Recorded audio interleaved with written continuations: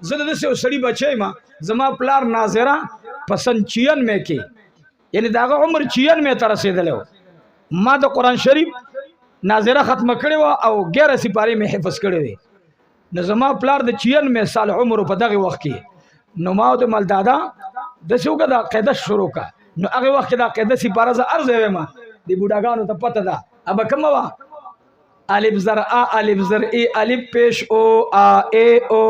داسې وکړه اوس موږ د ماشومان ته الف با ماشوم با موږ تا دا ګوتې مو داسې کوو بلا قارئ خدای چې دا یوه نوراني قاعده ختمه کړي د نر بچې سم نیم حافظ قرآني نو زموږ بوډاګانو به ویل زموږ نیاګانو الف زر ا الف پیش او ا ای او با زر با بی زر بی با پیش بو با بی بو دا وکړه نو پلار زما په یو نیم کال په هغې سپاره باندې واغېستل قاعده بغدادي ورته ویله یاره چې د هغې عمر 98 ته رسېدو نو زما والد صاحب الله رب العالمین دی قبر سره د ستاسو د مشرانو باغچه د جنت وګرځي ما ته ویل زوی اوس مې نظر کمزور دی خو ما لا غټ قرآن شریف راوړه نو داسې قرآن شریف مو ورته ادا کړو قصه خانه کې لوی دی به ورته ناست خلاص کړو